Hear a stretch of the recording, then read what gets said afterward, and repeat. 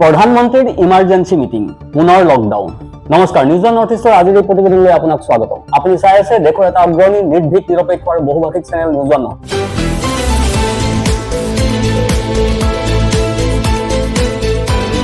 News North ইষ্টৰ মাধ্যমেৰে আমি কেৱল বাতৰি সম্প্ৰচাৰ কৰাই নহয়, ইয়াৰ আঁৰৰ প্ৰকৃত সত্যও আপোনাৰ সন্মুখত তুলি ধৰিবলৈ চেষ্টা কৰোঁ, যিবিলাক বাতৰি গদি মিডিয়াই আপোনাৰ সন্মুখৰ পৰা সদায় লুকুৱাই ৰাখে।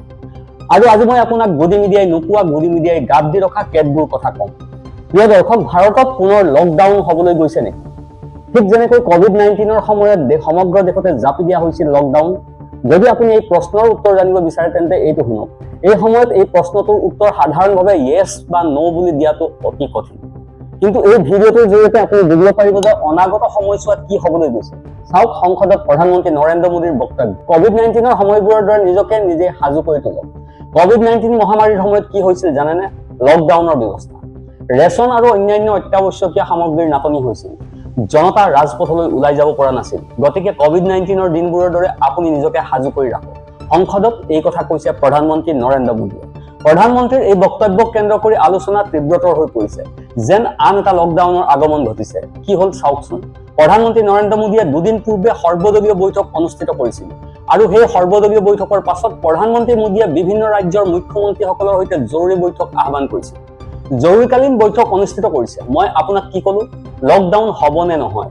এইটোৰ উত্তৰ য়েছ বা ন' বুলি দিয়াটো বৰ কঠিন। কিন্তু এই ভিডিঅ'টোৰ জৰিয়তে আপুনি নিজেই মূল্যায়ন কৰিব পাৰিব যে লকডাউন হ'ব নে নহয়। প্ৰথমে প্ৰধানমন্ত্ৰী মোদীৰ সৰ্বদলীয় বৈঠকক কেন্দ্ৰ কৰি হেডলাইনবোৰ চাওক। ভাৰতত পুনৰ লকডাউন হ'ব নেকি? কালি প্ৰধানমন্ত্ৰী মোদীয়ে সৰ্বদলীয় বৈঠক আহ্বান কৰিলে। মধ্যপ্ৰাচ্যৰ সংকটে উত্তেজনা বৃদ্ধি কৰিছে। এতিয়া এই হেডলাইনবোৰ, শেহতীয়া হেডলাইনবোৰলৈ আপুনি চকু ফুৰাওক। মুখ্যমন্ত্ৰীসকলৰ সৈতে ইমাৰ্জেন্সি মিটিং আহ্বান কৰিছে প্ৰধানমন্ত্ৰী।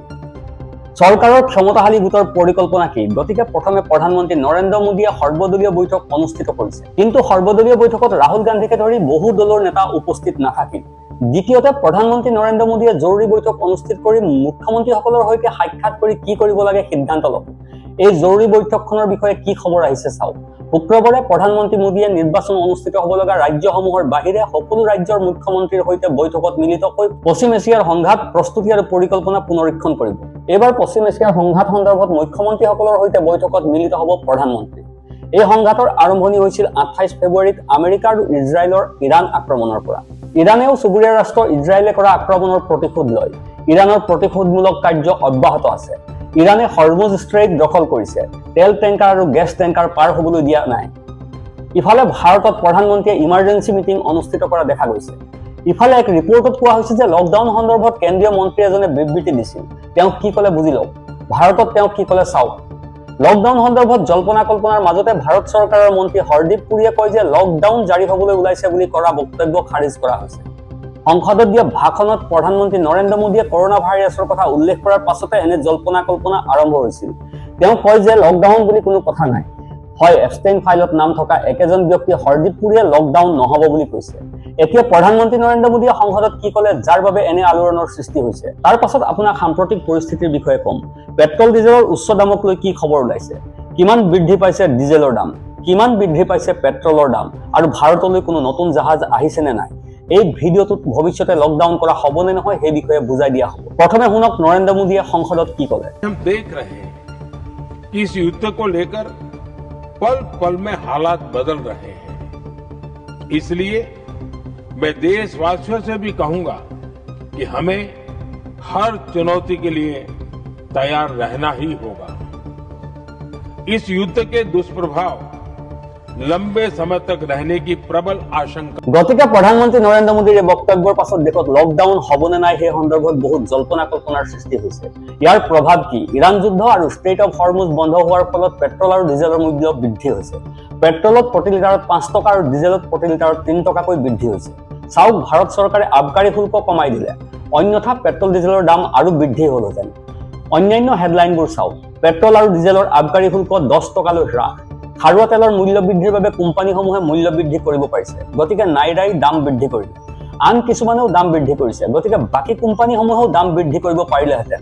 ইয়াৰ ফলত দেশত অশান্তিৰ সৃষ্টি হ'ব, মুদ্ৰাস্ফীতি ঘটিব। এতিয়ালৈকে সকলোতে গেছৰ কথাহে চৰ্চা হৈ আছিল। এতিয়া পেট্ৰলৰ বিষয়টোও চৰ্চালৈ আহিছে, ডিজেলৰ বিষয়টোও চৰ্চালৈ আহিছে। পেট্ৰলত প্ৰতি লিটাৰত 5 টকা আৰু ডিজেলত প্ৰতি লিটাৰত 3 টকা মূল্য বৃদ্ধি কৰিছে নাইৰাই। ভাৰত চৰকাৰে আবকাৰী শুল্ক হ্ৰাস কৰিব লগা হৈছে। ভাৰসাম্য ৰক্ষা কৰাৰ বাবে কৰ হ্ৰাস কৰিবলগীয়া হৈছে। তথাপিও 5 টকা আৰু 3 টকা মূল্য বৃদ্ধি জনতাৰ বাবে অধিক ব্যয়বহুল হৈ পৰিছে। এতিয়া কওঁ এনেবিলাকৰ পৰা ভৱিষ্যতে পৰিস্থিতিৰ উন্নতি হোৱা যেন লাগে নেকি? প্ৰিয় দৰ্শক, হেডলাইনবোৰ মন কৰক। এই বিষয়ে কি হেডলাইন আছে চাওক। ষ্ট্ৰেইট অৱ হৰমুজৰ বিষয়ে হেডলাইন প্ৰকাশ পাইছে। ইৰাণে ষ্ট্ৰেইটছ অৱ হৰমুজৰ পৰা টোল সংগ্ৰহৰ বাবে আইন প্ৰস্তুত কৰিছে। ভাৰতকে ধৰি সমগ্ৰ বিশ্বৰ জাহাজসমূহে কৰ দিব লাগিব। নতুন বিতৰ্কৰ সৃষ্টি কৰিছে ট্ৰাম্পে। হৰমুজ ষ্ট্ৰেইটৰ মাজেৰে পাৰ হোৱা যিকোনো নাও বা জাহাজে কৰ দিব লাগিব আৰু ইয়াৰ পৰা ইৰাণে কোটি কোটি ডলাৰ লাভ কৰিব। এতিয়ালৈকে হৰমুজ ষ্ট্ৰেইট মুক্ত আছিল। আগতে জাহাজবোৰে ভ্ৰমণ আৰু ব্যৱসায় কৰিছিল। এতিয়া যেতিয়া টোল টেক্স আৰোপ কৰা হ'ব, লগে লগে পেট্ৰল আৰু ডিজেলৰ দাম বৃদ্ধি হ'ব। পৰিস্থিতি কিমান জটিল হৈ পৰিছে বুজি লওক। অন্যান্য হেডলাইন, হৰমুজৰ ওপৰত ইৰাণৰ টোল প্লেনে জাহাজৰ পৰা ধন সংগ্ৰহ কৰিব। ইৰাণে এই আইনখন সংসদলৈ আনিছে। ইৰাণৰ নতুন দাবীটো চাওকচোন, হৰমুজৰ মাজেৰে পাৰ হৈ যোৱা জাহাজত কৰ আৰোপ কৰা হ'ব। সংসদত এখন বিধেয়ক উত্থাপন কৰাৰ প্ৰস্তুতি চলি আছে। ইৰাণে অস্বীকাৰ কৰিলেও আন এটা দাবী উত্থাপন কৰা হৈছে। এটা দাবী আছিল যে ইৰাণেও নিজৰ বন্ধুত্বপূৰ্ণ ৰাষ্ট্ৰ ভাৰতৰ পৰা ডলাৰ আদায় কৰিছে। কি চাওক, ইৰাণে ভাৰতৰ পৰা 20 লাখ ডলাৰ টোল টেক্স আদায় কৰিছিল নেকি? ভাৰতৰ দুখন জাহাজ হৰমুজৰ পৰা ৰাওনা হ'ল, গতিকে ভাৰতীয় জাহাজ দুখনৰ পৰা টোল টেক্স সংগ্ৰহ কৰা হৈছিল নেকি? প্ৰিয় দৰ্শক, চাওকচোন ট্ৰাম্পে কেনেধৰণৰ জঞ্জাল সৃষ্টি কৰিছে। চাওক, ইৰাণে আমেৰিকাক অহৰহভাৱে ভাবিবলৈ বাধ্য কৰাইছে যে তেওঁলোকে ইৰাণৰ ওপৰত মিছাইল নিক্ষেপ কৰিব। সকলো শান্ত হৈ যাব, শাসন ব্যৱস্থা সলনি হ'ব। শাসন ব্যৱস্থা পৰিৱৰ্তনৰ কথা পাহৰি যাওক। ইৰাণ এতিয়া দখল কৰা হৈছে। হৰমুজ ষ্ট্ৰেইট দখল কৰি এতিয়া টোল টেক্স আৰোপ কৰাৰ কথা কৈছে। বৰ্তমান ইৰাণে আমেৰিকা, ইজৰাইল আৰু বিশ্বৰ সন্মুখত যিবোৰ চৰ্ত ৰাখিছে সেইবোৰ চাওঁ আহক, যাতে আপোনাক হৰমুজৰ অৱস্থাৰ বিষয়ে বুজাব পাৰোঁ। ভাৰতৰ 50% তেল আৰু গেছ হৰমুজ ষ্ট্ৰেইটৰ জৰিয়তে আহে। বিশ্বৰ 20% তেল আৰু গেছ হৰমুজ ষ্ট্ৰেইটৰ জৰিয়তে আহে, যাৰ ওপৰত ইৰাণে টোল টেক্স আৰোপ কৰিবলৈ ওলাইছে।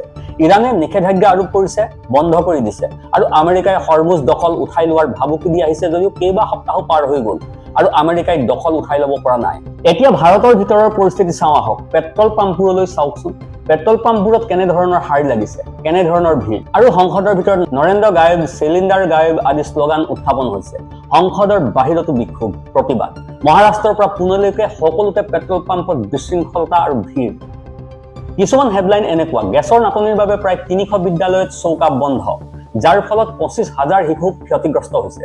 পূৰ্বে মধ্যাহ্ন ভোজনৰ ব্যৱস্থা কৰা 300খন বিদ্যালয়ৰ প্ৰধান শিক্ষকসকলে কয় যে দুপৰীয়াৰ আহাৰ বন্ধ কৰিবলগীয়া হৈছে।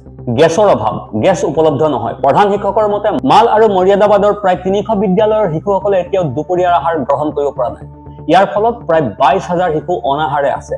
গতিকে 22,000 শিশু খাদ্যৰ পৰা বঞ্চিত হৈছে। আৰু পেট্ৰল পাম্প আৰু তেলৰ কথা কি ক'ব? 2 ঘণ্টাৰ ভিতৰতে ইন্ধন শেষ হৈ গৈছে, এনে খবৰো আহিছে। চাওক, পেট্ৰল পাম্প এটাত থকা পেট্ৰল 2 ঘণ্টাৰ ভিতৰতে শেষ হৈ গ'ল। জিলা প্ৰশাসনে ঘোষণা কৰিলে। অৱশ্যে উৰা বাতৰিৰ প্ৰতি গুৰুত্ব নিদিয়াৰ পৰামৰ্শ জিলা প্ৰশাসনৰ। সকলো মজুত আছে, উৰা বাতৰি পৰিহাৰ কৰক। এই ধৰণৰ খবৰ, এই ধৰণৰ হেডলাইন প্ৰচাৰ হৈ আছে। কিন্তু প্ৰধানমন্ত্ৰী নৰেন্দ্ৰ মোদীয়ে বৰ্তমান সকলো মুখ্যমন্ত্ৰীৰ সৈতে ইমাৰ্জেঞ্চি মিটিঙত মিলিত হৈছে। আমি ভিডিঅ'টোৰ আৰম্ভণিতে উল্লেখ কৰিছিলোঁ, ভাৰতত লকডাউনৰ দৰে পৰিস্থিতিৰ সৃষ্টি হ'ব পাৰে। এইটোৰ উত্তৰ য়েছ বা ন' বুলি দিয়াটো অত্যন্ত কঠিন। প্ৰিয় দৰ্শক, এই সকলোবোৰ খবৰৰ ওপৰত ভিত্তি কৰি ভৱিষ্যতৰ পৰিস্থিতিৰ বিষয়ে নিজেই চিন্তা কৰক। প্ৰধানমন্ত্ৰীয়ে যিদৰে ঘোষণা কৰিলে যে আমি প্ৰস্তুতি চলাব লাগে, কি প্ৰস্তুতি কৰিব লাগিব? এই জটিল পৰিস্থিতিৰ বিৰুদ্ধে যুঁজিবলৈ আমি কেনেদৰে প্ৰস্তুত হ'ব লাগে? লকডাউন আৰোপ কৰা হ'ব নে নহয় এতিয়ালৈকে কোনো উত্তৰ নাই। এইখিনিতে আপোনালৈ আমাৰ এটি বিনম্ৰ অনুৰোধ আছে। এই ভিডিঅ'টো আপুনি লাইক কৰক, আমাৰ এই নিউজ ওৱান নৰ্থ ইষ্ট চেনেলটো ছাবস্ক্ৰাইব কৰক, আৰু আপুনি ক'ৰ পৰা আমাৰ এই ভিডিঅ'টো চাইছে কমেণ্টত জনাওক।